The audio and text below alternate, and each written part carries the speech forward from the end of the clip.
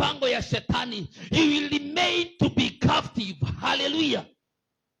Niliwaambia wakati miaka 400 iliisha, Musa alienda, ni kwa sababu ukombozi ulikuwa umeanza wa wana wa Israeli, na maandiko inasema ya kwamba wakamuuliza, ni nani aliyekufanya wewe kuwa mwamuzi wetu? Bwana asifiwe.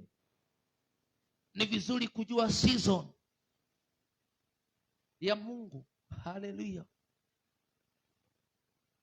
Wakati mwingine tumefinyiliwa, ni kwa sababu wakati Mungu alitunenea,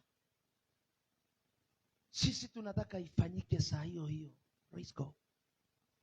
Hata kile kitu kimefanya umekosa watu kanisani, ni kwa sababu mtu anataka akuje leo na ifanyike kesho. Bwana asifiwe. Israeli alikuwa ni mtoto wa ahadi, lakini maandiko inasema ya kwamba Bwana akasema ataingia katika utumwa na ili ajitukuze. Bwana asifiwe. Labda ile utumwa uko ndani yake, ndiyo Bwana ajitukuze katika maisha yako. Praise God. Nataka tusomewe katika kitabu cha Exodus 12 and verses 21. Usiku wa leo tunataka niongelee mambo ya Pasaka, and then we pray. Tuamini ya kwamba Bwana ametenda. Mtu atusomee katika kitabu cha Exodus 12 and verses 21. Kutoka Swahili. Nasema nini? Exodus 12 and verses 21 to 28.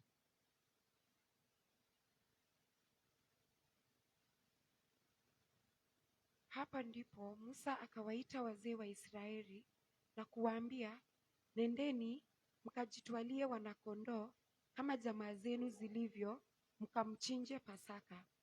Nanyi twaeni tawi la hisopu, mkalichovye katika ile damu iliyo bakulini, na kukipiga kizingiti cha juu na miimo miwili ya mlango kwa hiyo damu iliyo katika bakuli. Tena mtu yeyote miongoni mwenu asitoke mlangoni mwa nyumba yake hata asubuhi, kwa kuwa Bwana atapita ili awapige Wamisri, na hapo atakapoiona hiyo damu katika kizingiti cha juu na katika ile miimo miwili, Bwana atapita juu ya mlango, wala hatamwacha mwenye kuharibu aingie nyumbani mwenu kuwapiga nyinyi. Nanyi mtalitunza jambo hili kuwa ni amri kwako na kwa wanao milele.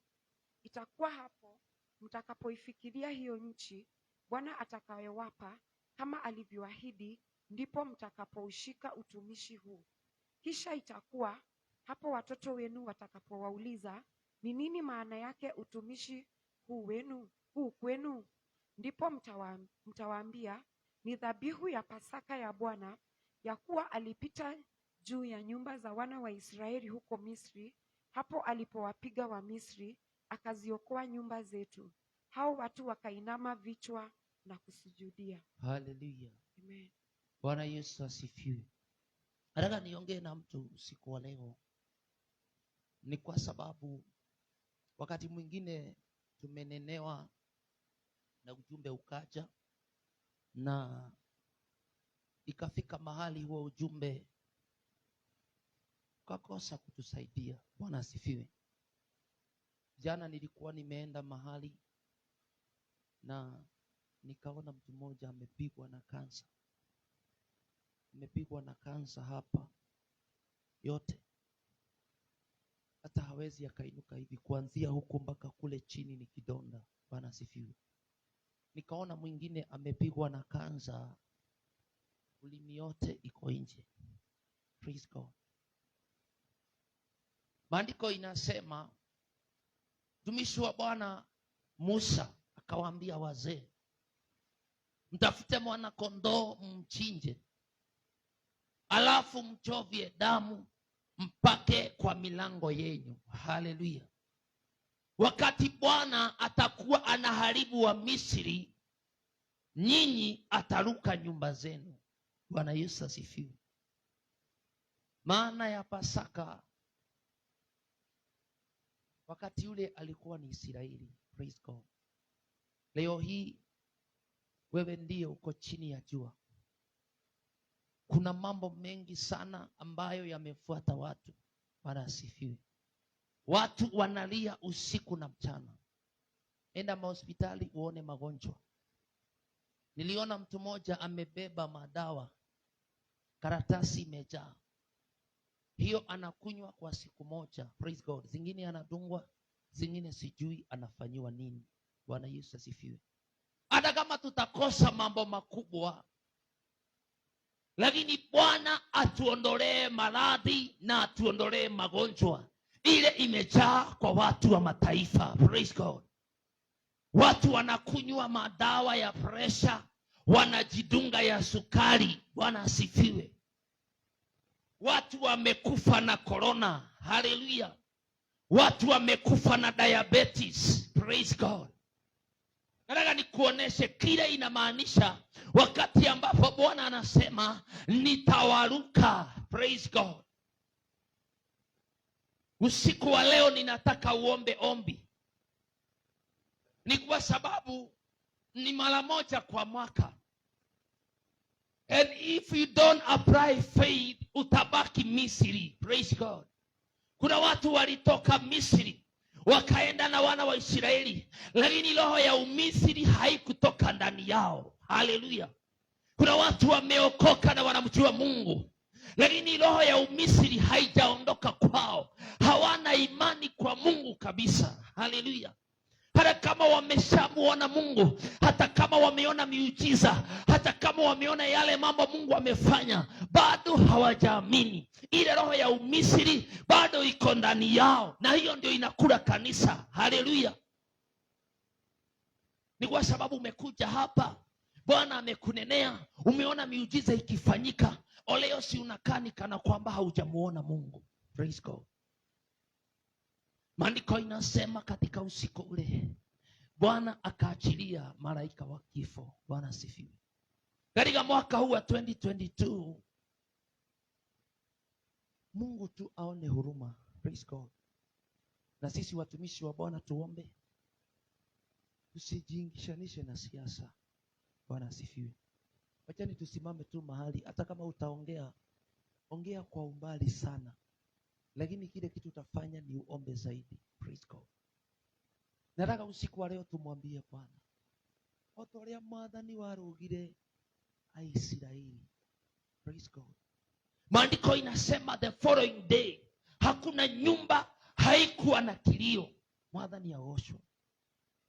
Wakati mwingine unaweza ukajidharau, wakati mwingine unaweza ukaona kama hakuna mahali unaenda, lakini wacha nikwambie, you have a great God. Praise God. There is some people who are suffering. Nilikuwa ninaona yule mtu ambaye amegonjeka kansa na ulimi yake yote iko nje. Nilikuwa ninashindwa manakaje hapo kwa familia. Praise God. Unajua kuna uchungu inaweza ikakuwa na mtu hata wewe ikakunyima amani. Bwana asifiwe. Usiku wa leo ninataka niongee na wewe nikwambie, the time has come ya kwamba tuinue imani zetu katika mwaka wa 2022. Bwana asifiwe. Kama tunataka kutembea na Mungu, kama tunataka kutembea na miujiza, ni lazima tuweke kitu kinaitwa imani. Bwana asifiwe. Katika kitabu cha Wahibrania, in the book of Hebrews, haraka tusomewe tu. It is all about faith. Ni kwa sababu hata kama nitakuhubiria na nisome vitabu 10 na ukue hauna imani, katika mwaka huu watu wa remnant, kitu ninataka tuweke, nataka tukue na imani. Bwana asifiwe. Bwana ametuahidi kutembea nasi na miujiza. Watu watakuja hapo, watakobolewa na mambo makubwa yatafanyika. But if you don't believe, mwingine itakuwa ni ngumu kwako. Haleluya. Waebrania 11 mstari wa 28. Naweza ukatusomea? Hebrews 11 and verses 28. It's by faith. Kwa imani akaifanya Pasaka na kule kunyunyiza damu, ili yule mwenye kuwaangamiza wazaliwa wa kwanza asiwaguze wao. Kwa imani wakapita kati ya bahari Shamu kama katika nchi kavu. Wamisri walipojaribu kufanya hivyo wakatoswa. Haleluya. Amen. Ambia mtu, ile njia ambayo utaipitia hakuna adui yako ataweza kuipitia if you have faith. Bwana asifiwe. Wakati corona ilikuja, nilikuwa naenda nanunua vibuyu zile za kuspray. Mtu mmoja wa Mungu akaona ninauza, akaniuliza, mchungaji, umenunua wapi hii? Nikamwambia kule nimenunua na nikampeleka. Akaenda akabebana na gunia kama mimi. Bwana asifiwe. Akaniambia, mimi nimeenda kuuza Ruiro. Wakati alienda Ruiro, tulikutana naye Githurai kama amekasirika. Sasa hiyo mimi nimeuza piece kama 70 na nimerudia zingine town, hata nimechoka siwezi nikauza zingine. Bwana asifiwe. Lakini yeye aliuza moja peke yake. Bwana asifiwe. Kuna njia ambayo Mungu atakutengenezea. Haleluya. Maandiko inasema kwa imani wakapaka milango yao damu. Haleluya. It is by faith. Kama umegojea uone ndio uamini, basi sisi tunaondoka, tunakuacha. Haleluya. Nikamwambia Mama Dan siku moja, huyu mzee tutamtumikia Mungu sana naye. It was by faith. Hatukukuwa tunajuana na Baba Dan, lakini kwa imani nikaamini huyu mzee tutamtumikia Mungu. Bwana Yesu asifiwe. Kwa imani tukaamini ya kwamba tutakuja Kahawa West na tutamjengea Mungu madhabahu na tutalihubiri neno la Bwana. Praise God. Wakati tulikuja kujenga, tukasema hatutajenga kanisa kidogo tushinde tukibomoa tukipanua. Bwana asifiwe. Kwa imani zile pesa tulikuwa nazo tukanunua mabati, ikabaki kama saidi haijawekwa. Na Bwana amekuwa mwaminifu. Praise God. Tumefanya hii Pasaka, lakini ni watu wa imani peke yao ambao watatoka katika utumwa. Haleluya. Kuna watu tutaonekana kama tuko katika njia moja, lakini kama hautakuwa na imani utabebana na roho ya Misri. Haleluya. Maandiko inasema wakati wa Israeli walifika kule kwenye jangwa, wale watu roho ya Misri haikutoka ndani yao, wakasema ya kwamba hatujui mahali mtumishi wa Bwana Musa ameenda. Wakasema wacha tutengeneze Mungu yule ambaye tutakaye muabudu. Praise God. Wamama wakatoa vifuli vyao, kila mtu alikuwa na zile silver na zile gold, na ni Mungu alikuwa amefanya wapate. Haleluya. Mali zingine uko nazo ni Mungu amefanya upate for his own glory. Haleluya. Wengine wetu kama sio Mungu amependa kuonekana na ajidhihirishe kwetu, hata vitu vidogo tulivyo navyo hatungekuwa navyo kama ni watu wangeliulizwa. Bwana sifiwe. Wakatengeneza zile gold, wakaabudu miungu. Walitengeneza tu ile miungu ya Misri. Praise God. Unaweza kuwa kuna mahali umetoka, lakini ile roho ya kule haukuiwacha, umebebana nayo umekuja hapa. So hata ukihubiriwa, hata tuende tukule meza ya Bwana na tufanye Pasaka, wewe bado roho yako ni ile ya wapi? Ya Misri. Bwana sifiwe. Nataka tubadilishe mawazo yetu mwaka huu. Hatutakuja mikesha ni kwa sababu watu wanakujaga, lakini sisi tutakuja na lengo. Praise God. Hatutamtumikia Mungu ni kwa sababu watu wanaendaga kanisa, watu wanakuja Jumapili. Hatutamtolea Bwana mali zetu tu ati tumtolee tu. Praise God. We serve a faithful God. Hallelujah. Usiku wa leo tukisema tumeondoka na roho ya Misri tunaiacha, tunamaanisha. Bwana asifiwe. Tumekuwa hapa siku 2 na mzee Baba Dan, na tukakuwa tukiomba usiku sana hapa, na nikaona wandugu wakiwa wamefaulu. Bwana asifiwe. Nikaota usiku wa leo, nikaona wandugu wakiwa wamefaulu sana. Praise God. kuna mabadiliko itaonekana. Ni kwa sababu kuna watu ambao Bwana atatoa ile level ambayo wako na wanaenda kumtumikia Mungu mpaka watu waulizane maswali. Bwana Yesu asifiwe. Because you are going to cross over. Sisi hatutaki kukaa na roho ya Misri. Hatutaki kukaa Misri tena mahali pa utumwa. Bwana asifiwe. Jana nikaondoka nikaenda kutembelea mtumishi mmoja. Siku moja Mungu akatunenea tukiwa kwa nyumba. Akatuambia ya kwamba anga yenu imeshachafuliwa na adui na sasa mnarudi nyuma. Nilikuwa nimepatiwa shilingi 500 na mtu tu, alikuwa ni wa kwetu, lakini kupitia hiyo shilingi 500 tukarealize ya kwamba maisha yetu imeanza kuvurutwa nyuma. Praise God. Wakati tulikuwa tunamlilia Mungu tukimuuliza Mungu ni nini kimefanyika, Mungu akatuambia adui amekuja, amewapatia na mmepokea. Bwana akatunenea akatuambia chukueni kiwango hicho cha pesa kile mlichopewa, na kuna mtumishi wangu mahali mwende kule mpeleke hiyo pesa. Akishaomba hiyo mambo itaisha. Bwana sifiwe. Tukachukuana na mke wangu, hatuna fare ya kwenda town. Tukaenda. Hakutuguza hata hakutuombea. Si tulichukua tu pesa naenda tukaweka kwa madhabahu. Na kuanzia hapo ni kwa sababu tulikuwa na imani, ni kwa sababu ni Mungu alitutuma. Wakati tulirudi siku moja tukiomba, tukasikia mbingu zimefunguka. Bwana asifiwe. Hii wokovu tuko ndani yake, it is a matter of faith. Bwana asifiwe.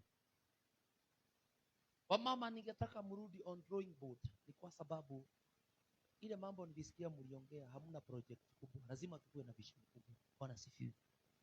Wazee tulisema tunaweka chuma hapa, tunaweka chuma huko na huko, na tunainua hii madhabahu, tunatengeneza, tunatoa hii miti. Bwana asifiwe. Sio kwamba tuko na mamilioni, hata sisi hatuna pesa. It is by faith. Bwana asifiwe. Vile utamlimiti Mungu katika maisha yako ndivyo atakavyokuja. Haleluya. Semeni kitu kikubwa. Hata heri ifike mwisho wa mwaka mseme ni vile tu hatujaweza kufanya, lakini tulikuwa na maono. Bwana asifiwe. It is by faith. Kutoka Misri hatutoki tu na kusema. Haleluya. Hatutakosa kuwa na maradhi ya watu wa mataifa kwa kusema peke yake. Ni lazima tufanye kama Israeli. Bwana asifiwe. Tuachane na mambo ya watu wa Misri, tuachane na misemo ya watu wa Misri. Bwana asifiwe. Adoma kiugane kuruona wewe, heri kutokita muno, heri ni Mungu. Tuachane na misemo ya kwao. Hata heri unyamaze. Kama ni lazima uongee, hata heri unyamaze. Praise God. Acheni mwaka huu tubadilishe. Bwana Yesu asifiwe. Watu wameahidiwa baraka, lakini hawakupata hizo baraka. Waisraeli walipromisiwa Canaan, na Mungu alikuwa tayari kuwapeleka Canaan. Lakini maandiko inasema ikafika mahali Mungu akasema isipokuwa Joshua na Caleb peke yake, wengine wote watakufa. Haleluya. Mungu ako na mipango mizuri na wewe katika mwaka wa 2022. Lakini kama utafanya branda, anaitaka branda, kama utafanya tu makosa kidogo, utawachwa huko, utakufia huko, na watu watakutekelea. Bwana sifiwe. Wacheni tuamke, watu ambao tumeokoka. Wacheni tuamke tafadhali, mwaka wa 2022. Bwana atapaka milango yetu damu. Haleluya. Hakuna haja tukose kukufa wakati ambapo watu wa mataifa wanakufa, alafu tuende tukauliwe kule mbele. Praise God.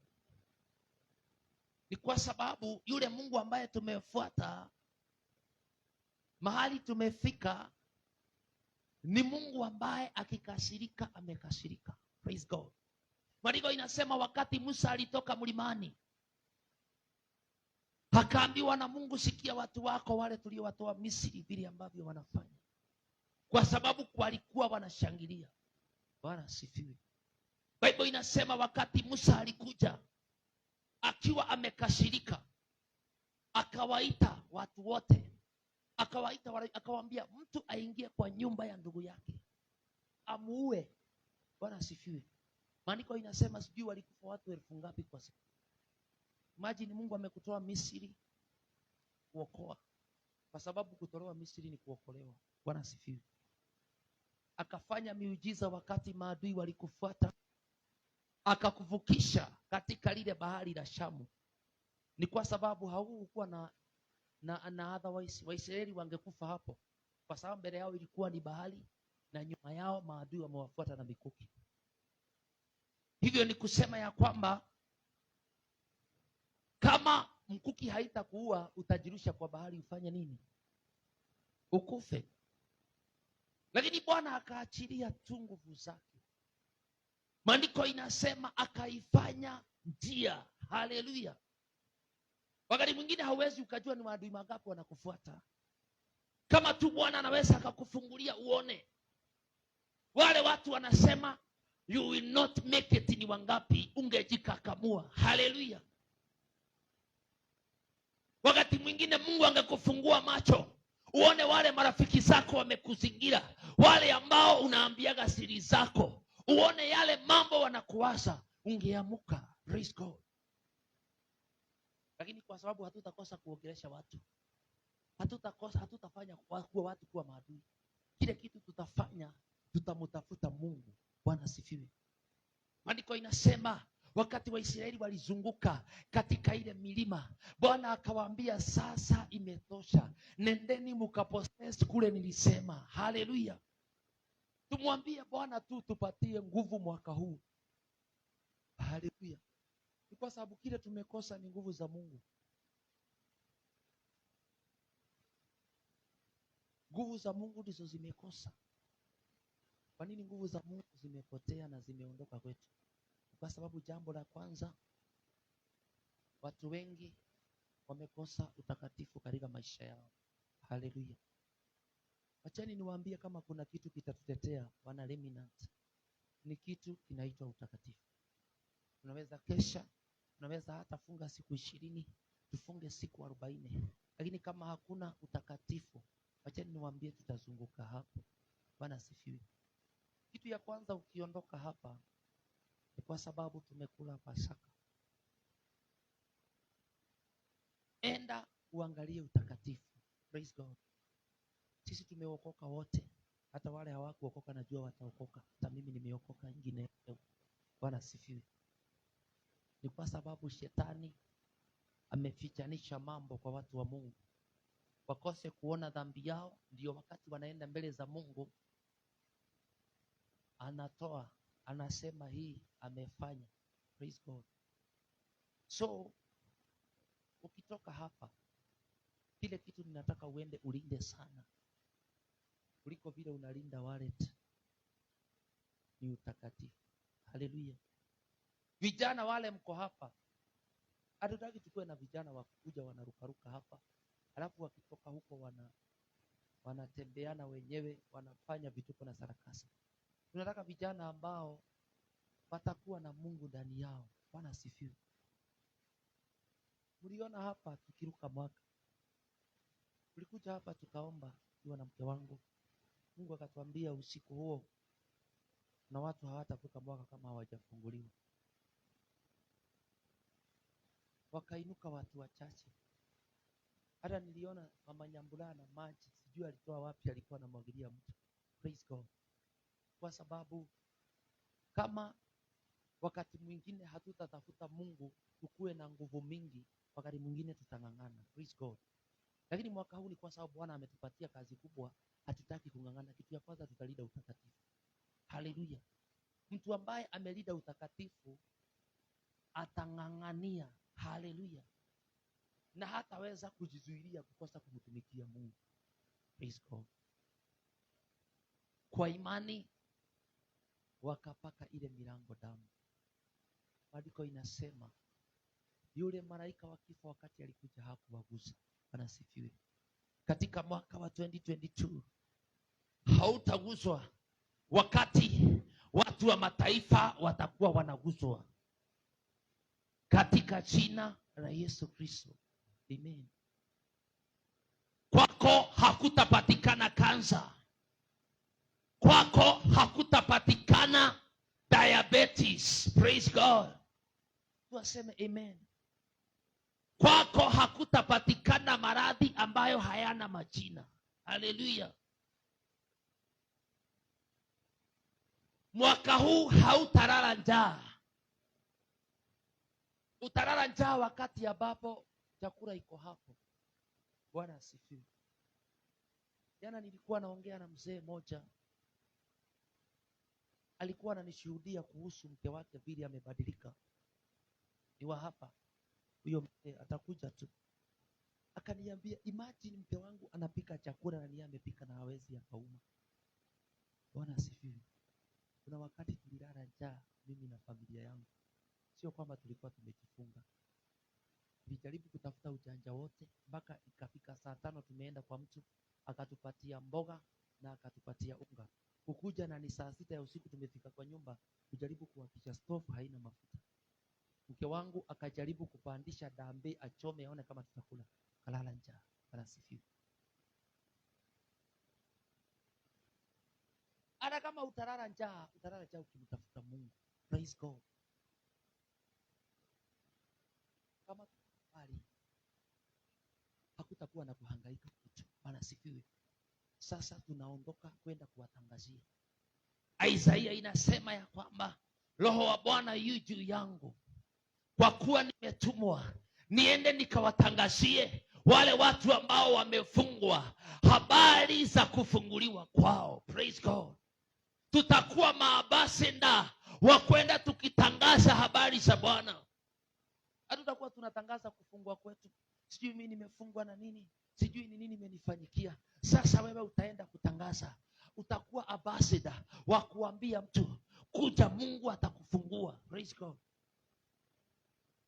Sio tunakufungua wewe na yule ambaye uliyemleta.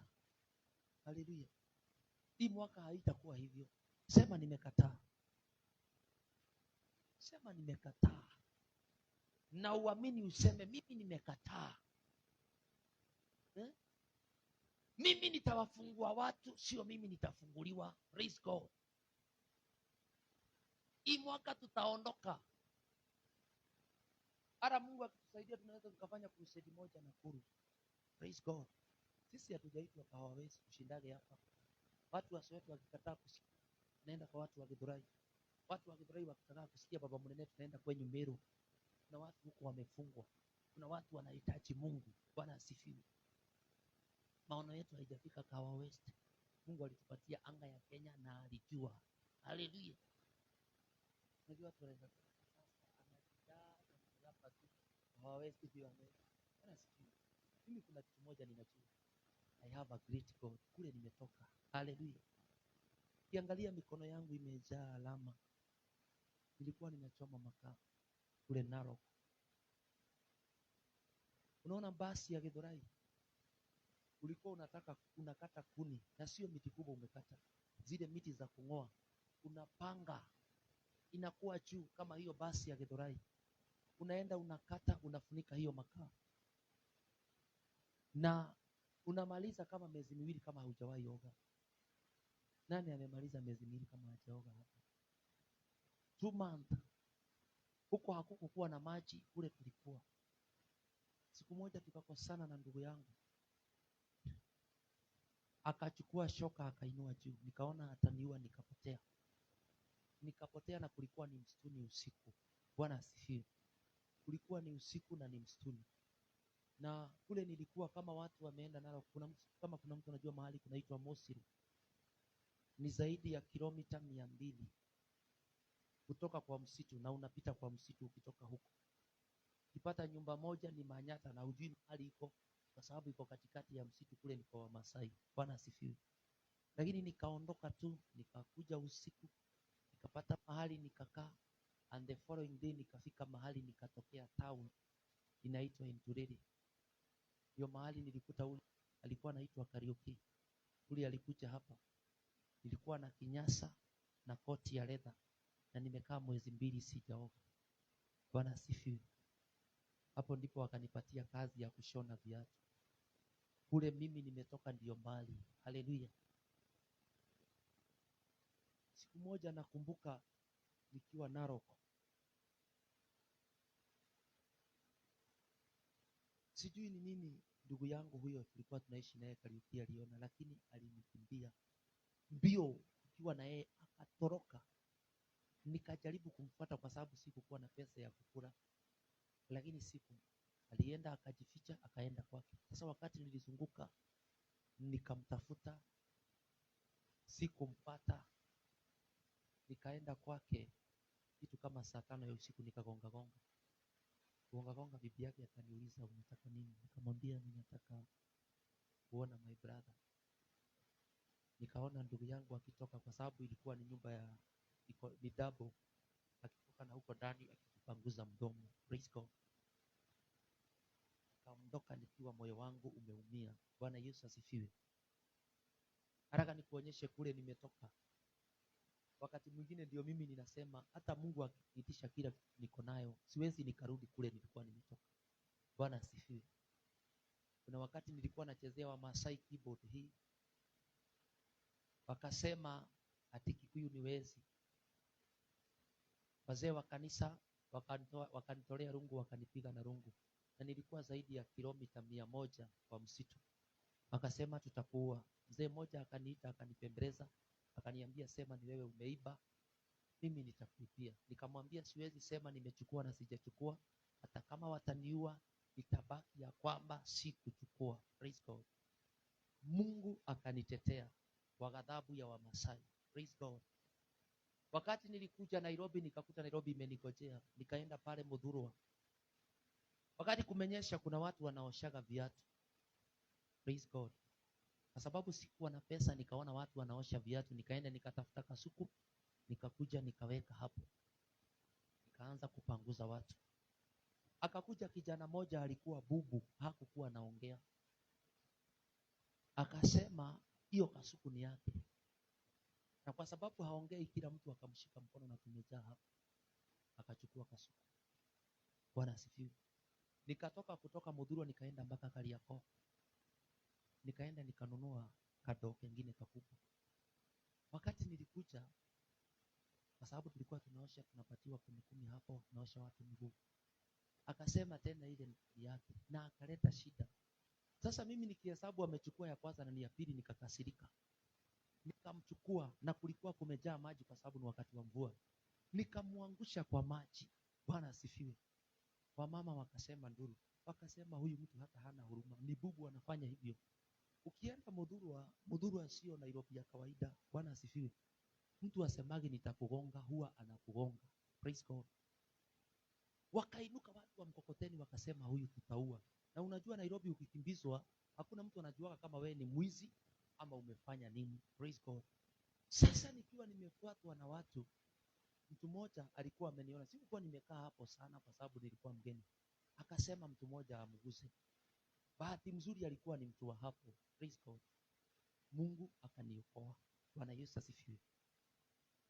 Kule tunaenda ndio mbali. Bwana asifiwe. Mungu ametuandalia kazi kubwa. Huwa ninajaribu kuangalia maisha yangu vile Mungu ameniokoa. Bwana asifiwe.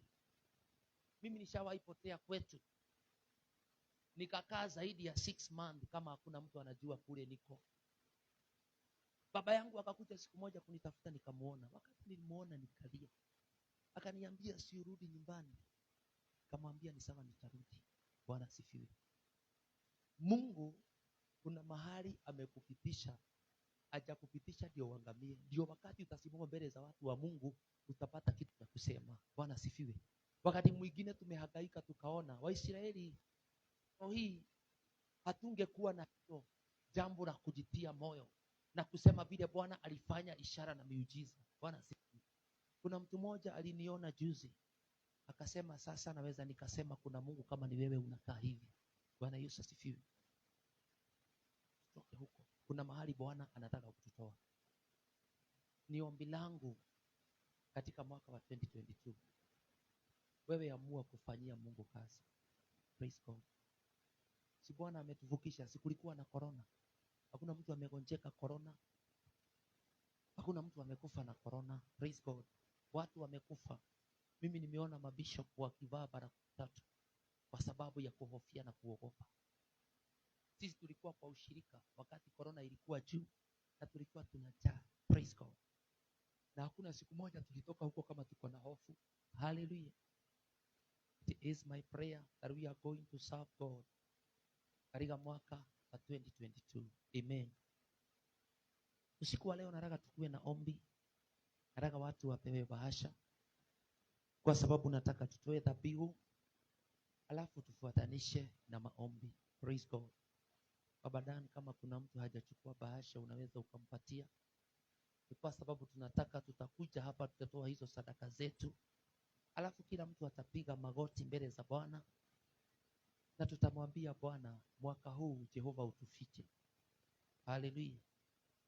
Ombi letu ni Bwana atufiche, atufunike na damu yake. Kuna mambo mengi imegojea watu kule nje, na kile kitu kinaua watu wa mataifa. Ombi letu usiku wa leo ni ya kwamba sisi hakitatukula. Bwana asifiwe. Tuachukue bahasha, tulisema tutatoa dhabihu zetu. Tunapo malizia hii jambo, imekuwa ni siku kuanzia wakati tulianza tarehe 1, tumekuwa na maombi, tumekuwa na season ya kwanza na hii ni ya pili. Watu wa online, Mungu wa amani awabariki na watende mema. Unaweza ukawacha comment yako hapo ama like. May the Lord bless you.